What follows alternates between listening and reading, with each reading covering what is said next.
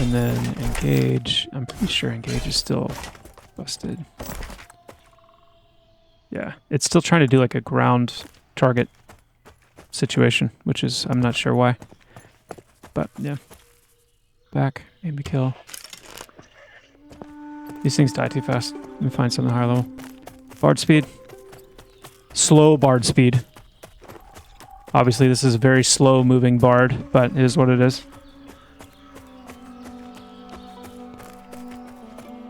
Let's try this.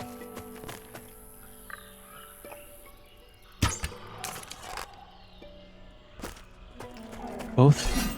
Oh.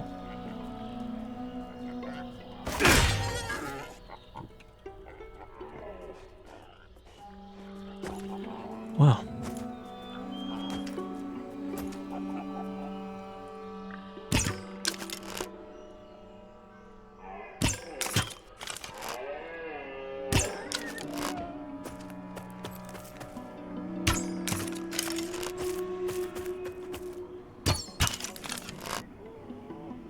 Whew. Don't watch, rogues. Don't watch. Look away.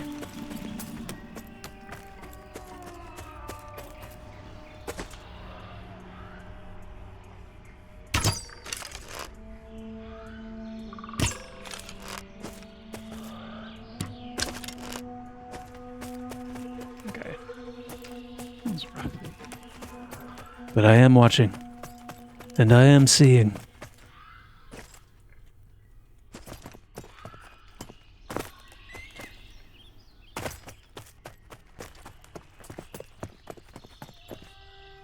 Okay.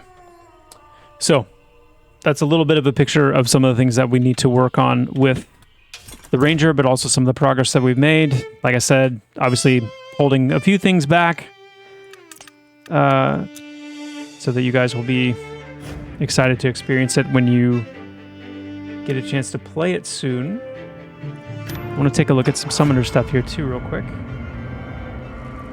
So let's hop in on Jops.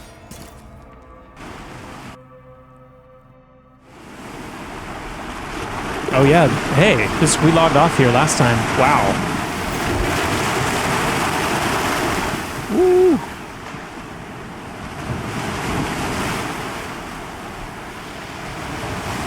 Oh, I love the sound of those waves.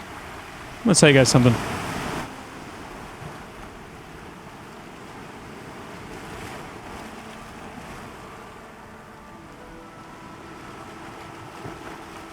Water.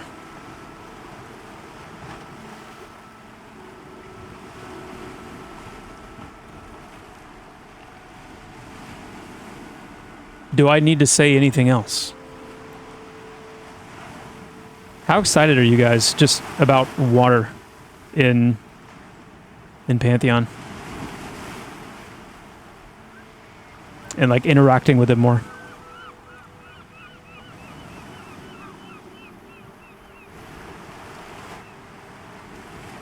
I'm ready.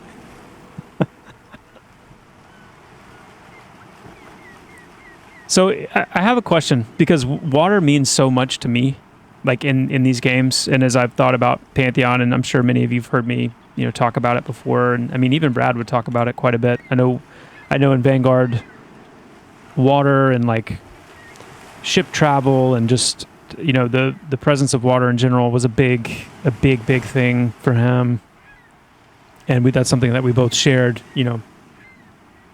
heavily. But I want to ask, like, for those of you that are MMO connoisseurs, if you will, which MMOs have you played where you felt like water was done well?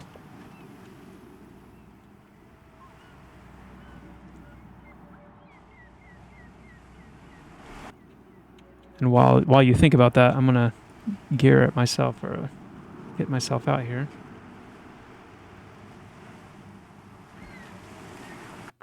So.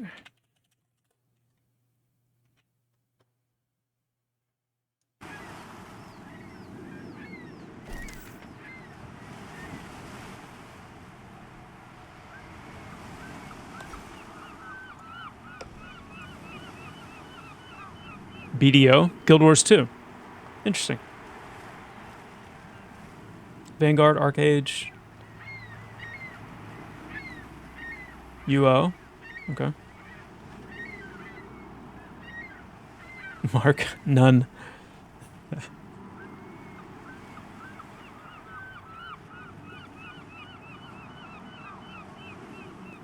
Is Virata. I loved the ship crafting and sailing in Vanguard. Was probably one of the best mechanics of that game. Why? What was it about that you loved so much?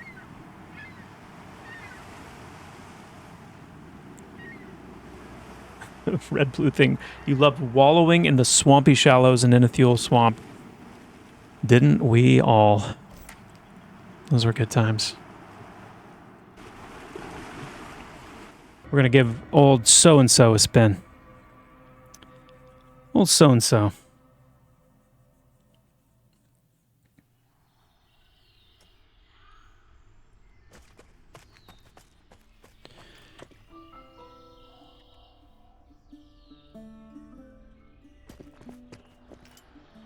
It's so nice having that back in, the perception pings. Like it's so good. So good to have that reminder. That reminder that system is alive. And the depth that it's going to breathe into this world. So good. What's up, Corpse Twister? What do we have today, Joppa? Today we are taking a look at some additional Ranger progress. We'll be checking out some things on the Summoner as well. Part of what I'm working on today personally is getting the Ranger and Summoner starting experience kind of fully finished. So their initial spawn-in points, making sure they have the scroll vendors with all of the ability scrolls hooked up, double-checking their starting gear, making sure that all that's as it needs to be. They have the right abilities that they're starting with, and just generally kind of, you know, checking and double-checking and triple-checking, make sure that, you know, as you guys hop in and make these for the first time, that they're ready to go. But definitely going to be taking a look at some of the progress too today. I think is always important to see. One of the biggest things we still have left to do is some tuning to do still on the Summoner pets, which are just they're still kind of popping off a little bit more than intended. And there's some balancing we have to do with the fact that, you know, they have their own stats. They have a portion of the Summoner stats that they're getting. They've got the buffs that Summoners are able to give them, and there's various things. We just need to kind of get all that in a good spot. Arzoth one. I'm debating if I'd take Summoner, but having a Summoner role requires a certain finesse. Yeah, that's true.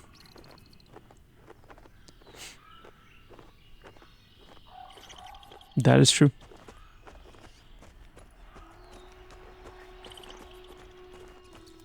Biggs, you're going to try Ranger until the Monk revamp? Okay.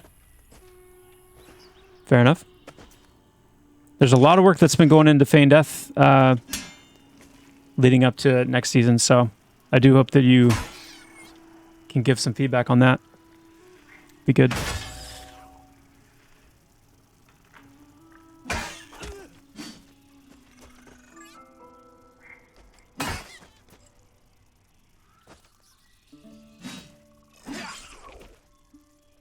Sweet.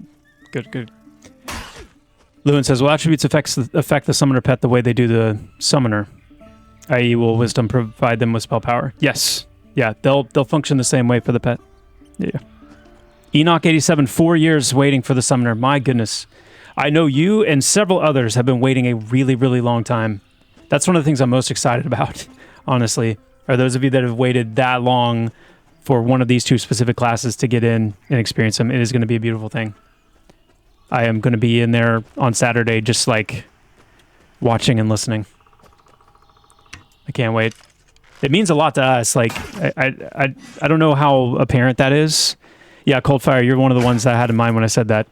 I don't know how apparent that is, but like it matters a lot to us to see you guys get to play the things that you're excited to play. So this is like one of those feels like Christmas time moments for us. Yeah, let's do a poll. I'm actually interested to do a poll and see how the class breakdown's looking right now. How many people do we have in here currently? 67. Okay, let's see. If all of you guys, well, I don't know if everyone's at a place where they can contribute to a poll, but I'm curious.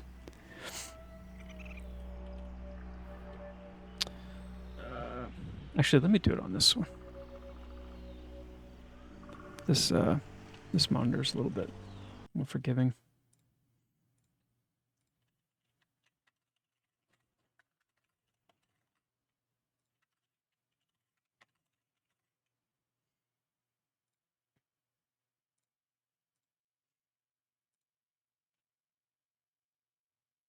All right, polls up. Let's see it.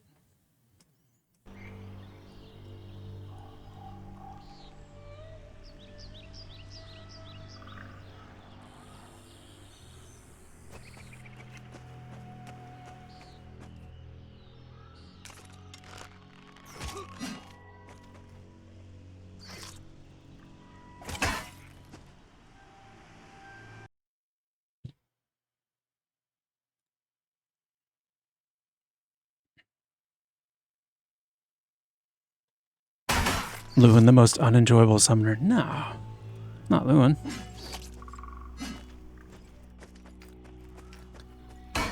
Amadar wins the next season. It is this Saturday. Oh, I see Arzoth one already. Gotcha. Yeah, this Saturday, June 22nd. It begins.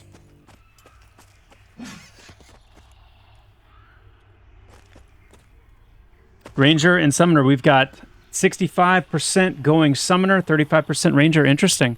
But you know what? I'm pretty sure that that's more a representation of, like, not completely, but I'm pretty sure that's more of a representation of people who, which class they're planning to start with.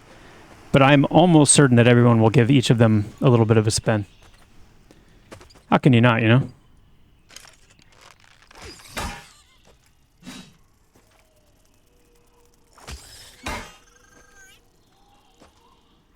Amadar, levels are going to be reset. We're going to do a wipe at the start of the season after this one. So not this season, but the start of the next one. Oh, man. Ah. Hey, what's up, Redbeard? Good to see you. Wait, when does the Elden Ring expansion drop?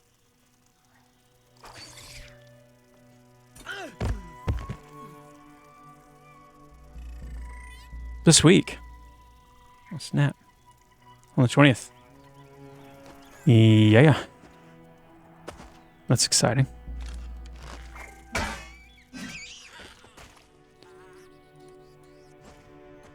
When does bar drop? That's the real question. That is the real question. That may be the only question.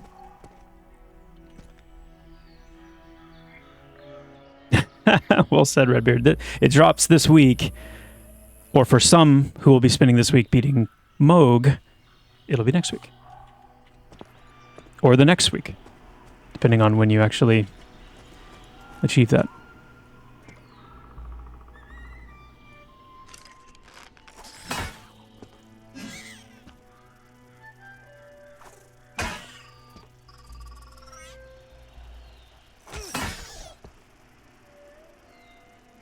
Lewin, yes.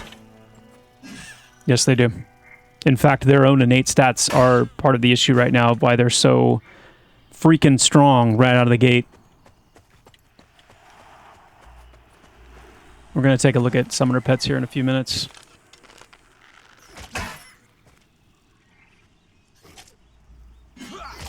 Oh, yeah, you're good, Arzoth. I don't have mods yet, and so I've kind of like clamped down on just about everything because there's no way I can like keep track of it all. But I don't really personally have an issue with it at all, especially if there's like relevant links. I just don't have somebody who can watch it and make those calls.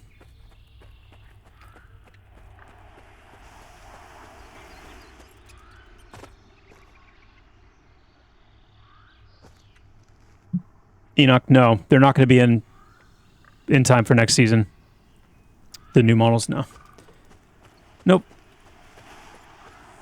We're going to use the little little guys, the little placeholder-y guys. All right, let me go get my...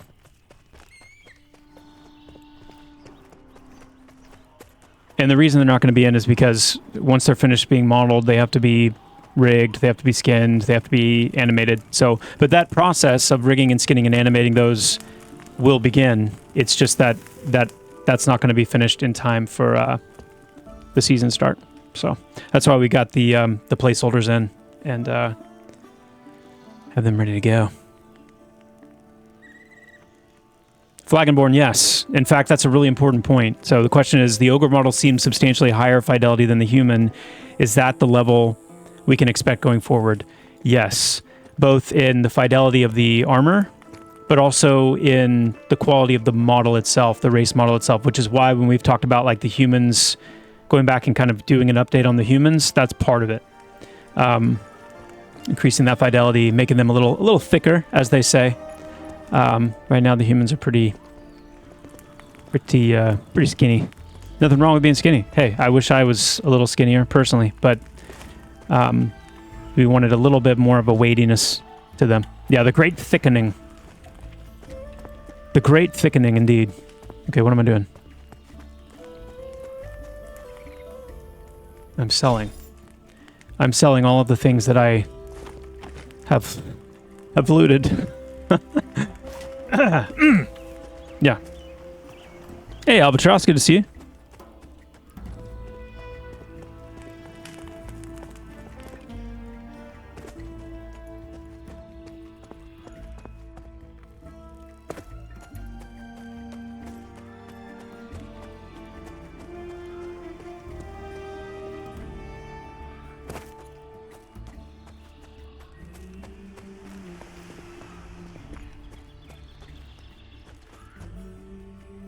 Okay, well then let's just let's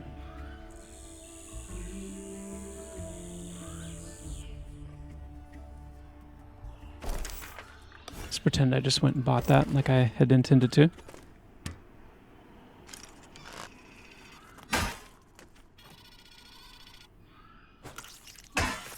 Make dwarves non-blue again. There'll be some skin options for the dwarves that aren't as blue. So you'll have some options there. We've been talking a little bit more about character customization and like when... Okay. Is there something going on here with looting? Because like everything I've killed has not dropped anything. That seems a little bit different. Probably haven't killed enough yet to make an estimation on that though, whether something's wrong.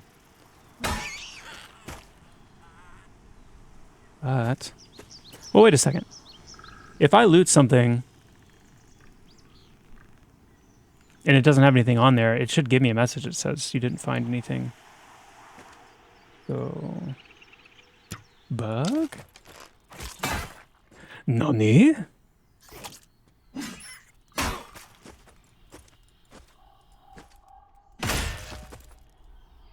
Yeah, something's wrong. I need to hop into teams here and just say, we busted looting. Somebody broke looting. Oh, Kyle's already on it. Are you watching? Nice.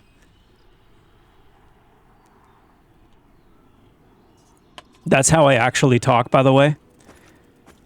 Just what I said just then. I have worked really hard to have a more presentable voice when I'm talking to the public, but I kind of let that down when I'm talking internally, so sorry you guys had to hear that.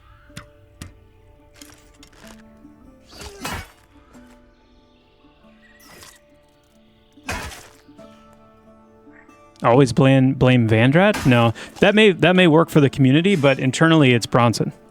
If something's broken, it's really a matter of us taking the time to find out what Bronson did and then kind of walking that back, you know, however many steps it takes to get to the answer. Because Bronson is very much a meandering. So he could have broken looting here, and then from there, you know, went like here, and then here, and then here, and then here, and here. So we have to kind of walk all this back to find what he might have done. Pigs can confirm, have heard Joppa's real voice before. That's right, you have. You have. Crystal definitely sounded more natural when you spoke. Yeah. All right, everybody. What do we got going on this week? And when I'm really into it, it's like, hey, everybody, what got going on this week? You know, that kind of sound, that kind of tone. When I'm like angry or like really fired up about something. What are you doing over there? Who broke gluten? Anybody break gluten?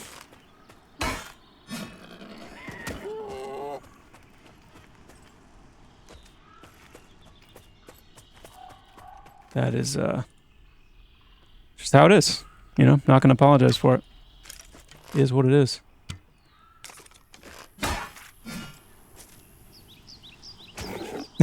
Please voice the humans in Pantheon with that accent. Well met, traveler.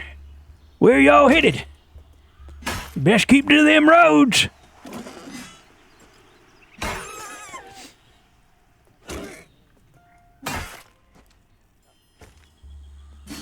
Woo, we traded. I'm sure someone will be along any minute to bind me up.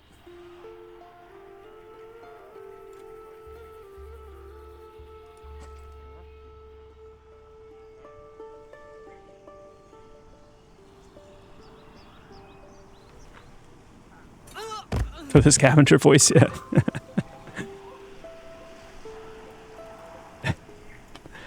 Yeah.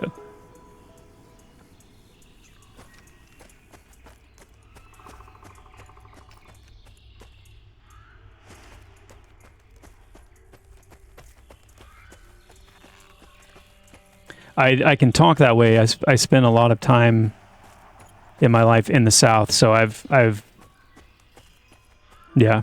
You could say it's almost interesting that I don't have any draw at all. Well, I mean, maybe I do, depending on who you are and where you live and what kind of, you know, vocal things you might be sensitive to. But it's I have heard pretty thick draw in my day. That's for sure.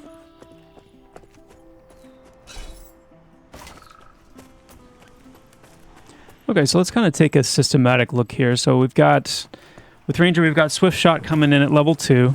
And Swift Shot is meant to be kind of just how it sounds. It's meant to be, you know, it's an instant cast shot. It increases your momentum. So your Swift Shot is a very, very good momentum generating ability. Because you're getting the... I went over it last time, like how momentum works, but essentially with momentum, you've got a pool of 100, and with every auto attack, you're getting 8 momentum. With every ability, melee or ranged, you're getting 16 momentum, and then if you crit, you're getting double that. So a crit auto attack would be 16 momentum, a crit ability would be 32. And again, the design behind that, the goal behind that is you want to get into combat and be able to increase your momentum quickly. Because you're going to be, you know, relying on it for the passive benefits it gives. Every 20%, every 25% of your momentum, bar is going to give you an increasing bonus to like movement speed, auto attack damage, and attack speed. 2%. With 25 momentum, you get a 2% bonus to those things. At 50 momentum, you get a 5% bonus. And at 75 momentum and above, you get a 10% bonus. So you're wanting to build up momentum quickly. You're wanting to maintain your momentum. But then you have abilities that use momentum as well. So Swift Shot is a great one to kind of like, boom, get that initial burst of momentum.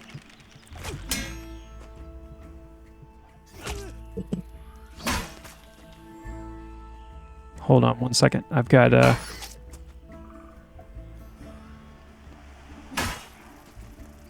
actually need to make a quick phone call. Hold on.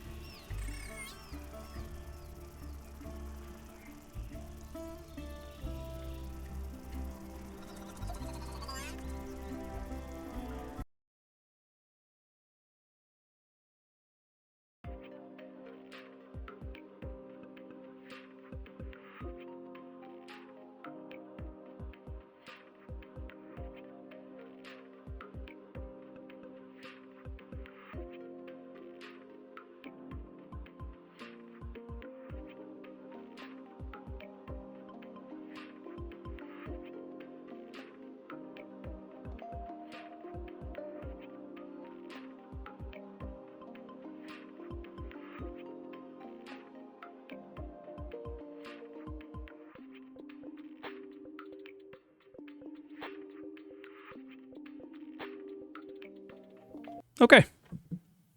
Done.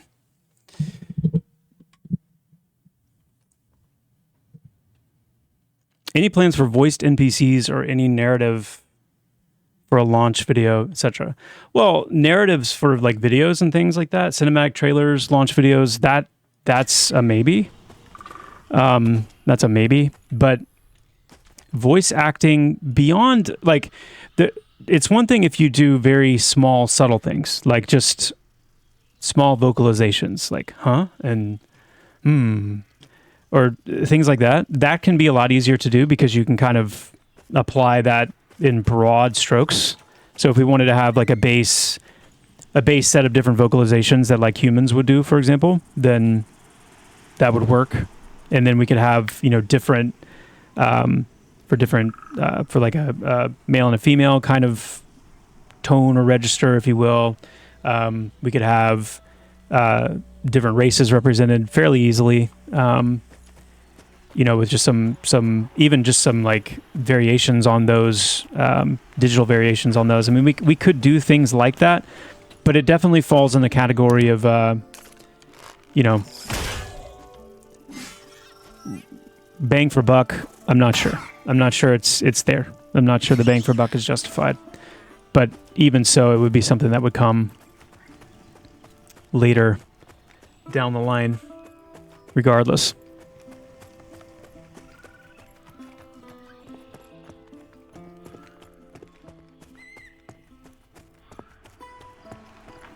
Are horses in and just not turned on? I remember seeing you running around on one. By running around, I mean standing in the road in a previous season before 247. Really?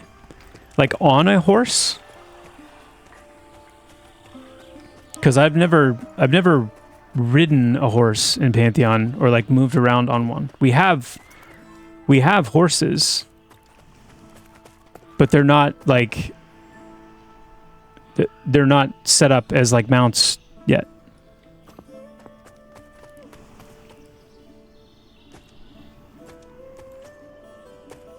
MBGT, it does absolutely. I'm not saying it doesn't have an effect for sure. Like it totally has a positive and real effect on the game to have some voice acting or even just some kind of like a vocal representation. I mean, even just seeing like the couriers walk around like whistling, like just some kind of like a vocalization happening there really adds a lot, no question. It's just more of like, as we make decisions about things like that, we have to consider, you know, where just the resource cost, really. For example, a great example is I think Breath of the Wild does a really good job of having vocalizations game-wide that aren't characters actually saying things. They're just vocalizing, and it adds a lot. So even if it's not coming out and saying "well met" or, you know, all of my wowisms are escaping me now, but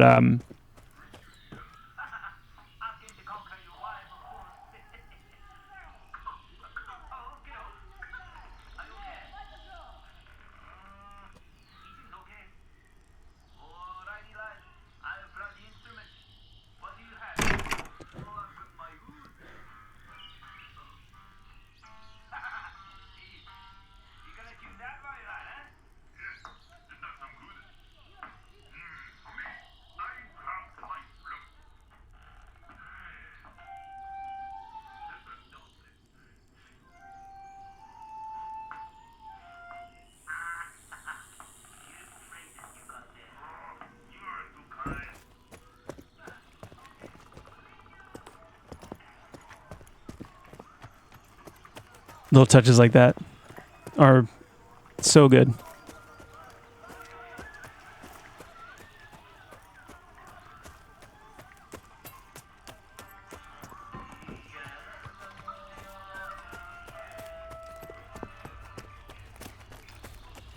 So good.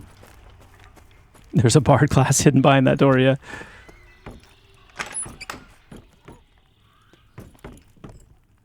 And ultimately, depending on the kind of like house that it is or structure that it is, you know, we would want a different, once we get like the internals of like the inns and everything, the taverns a little more fleshed out, have like NPCs inside of there. You know, when you go into a tavern, it should sound like you're in a tavern. So just some little steps there that PVL's taken to kind of get that going. So I mean, we definitely want to have things like that, and vocalizations would fit, you know, potentially into that category of just creating a little more of an immersive experience. But we just have to be careful. We have to be careful how far we take things like that, because once you establish something like that, you have to do it throughout the whole game. Like, you have to do it consistently. And we have to be very mindful about, you know, scope.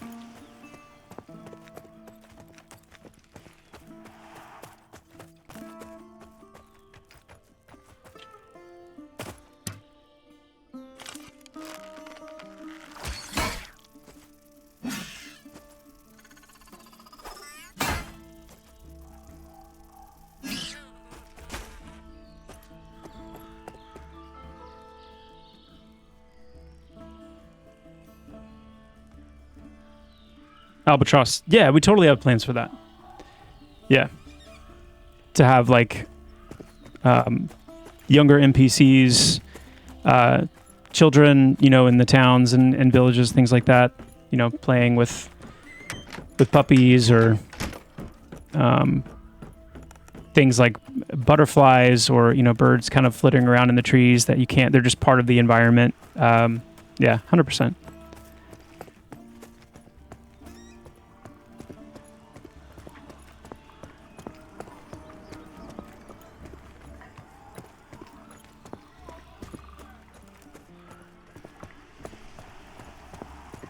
Flagonborn says SWTOR can't even manage to fully voice everything anymore, and they spend a ludicrous amount of time or money making that game. Yeah, wasn't it? Didn't I hear something like $300 million or something like that for SWTOR, or is that way off?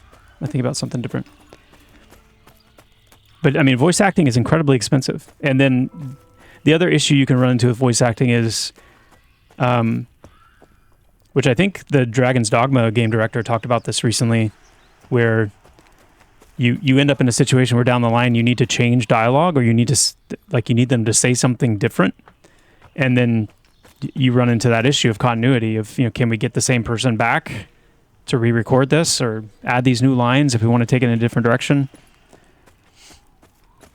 I mean, full voice acting is absolutely in the realm of the AAA studios with hundreds of millions of dollars, you know, in general, to spend on these projects. It's just not, for an MMO, it's just not as in reach realistically.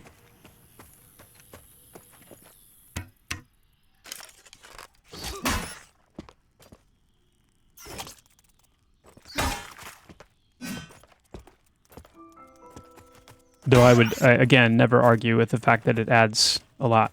It absolutely does. Let's see how much I can do before this thing gets to me.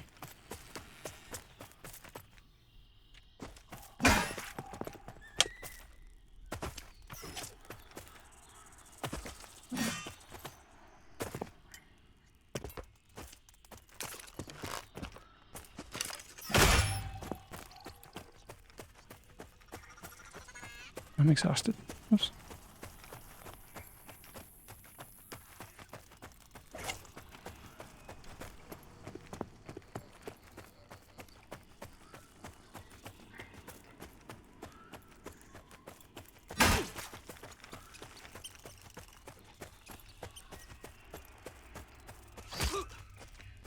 My goodness. Why did exhaustion last so long? That was weird.